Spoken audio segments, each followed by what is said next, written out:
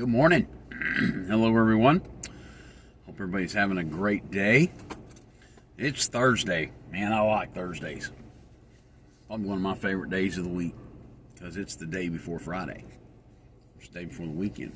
So we're almost there. We're in the home stretch. Everybody hang in there, okay? It'll be all right. And I got to tell you this real quick before we get into this morning. I am on a diet, and I've been trying to lose a little weight. I know for some of y'all that don't mean nothing, but I'm trying to lose a little bit of weight because I hit that 200-pound mark and just started kind of keep going. I wasn't feeling real healthy and wasn't feeling real well. So I was trying to get back down under 200 pounds. I was pushing 206. I even maxed out 207, 208, up in there. And so my goal is 185.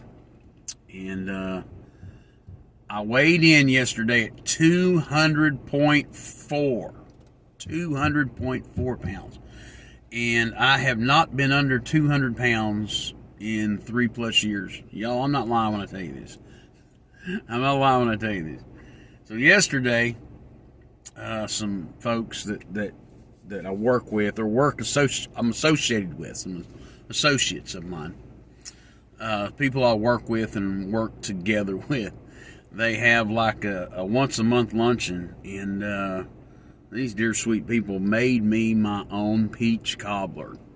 Made me fresh thing of peach cobbler. Y'all, I'm 200.4 pounds, and somebody handed me a peach cobbler.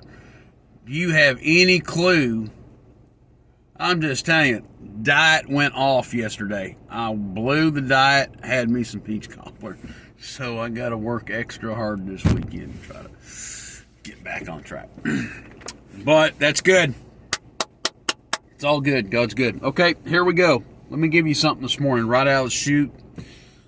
Finished 1 Samuel today. Read chapters 26 to 31. And finished the book of 1 Samuel. So tomorrow we'll start 2 Samuel going into the weekend. But in chapter 26, verse 23, let me back up a little bit. We kind of talked a little bit yesterday about how David snuck up on Saul while Saul was in a cave and cut off a piece of his robe. Well, again, almost same scenario. This time Saul is seeking to kill David. He's chasing him.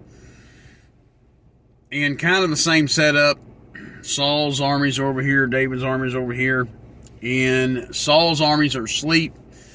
And David sneaks up and steals Saul's spear and his water canteen type thing and some stuff. And then screams out at him and says, hey, I could have killed you. I could have killed you, but you were asleep and I didn't do it. So again, same situation. You're chasing me. I've not done anything. I'm not trying to kill you. You're trying to kill me. You're jealous. You got issues. You got problems, and you need to stop. And in verse 23 of chapter 26, here's what David says.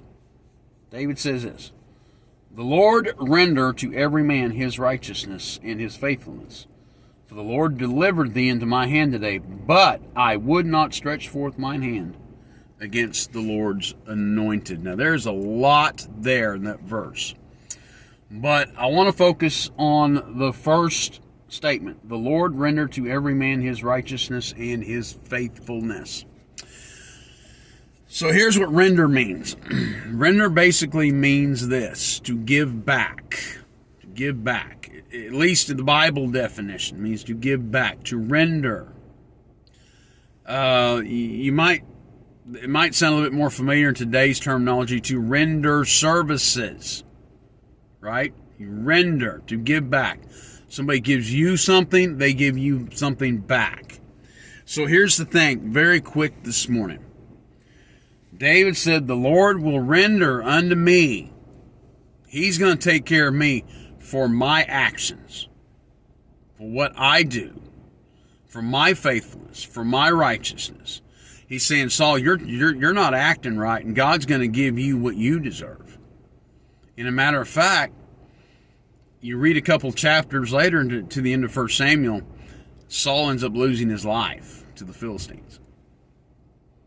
David, because he was faithful in God's time, became king. He was already anointed king, but he had to wait for God's timing, right?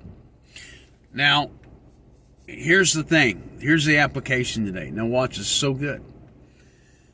Don't quit. Stay faithful.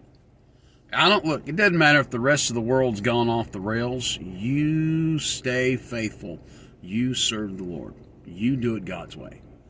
God will render back to you. He'll render to you. He'll give to you back in return for your faithfulness and your righteousness. In His time. In His time. His way. You just stay faithful. That's so important. Today, man, we all need this. I need this. Stay faithful.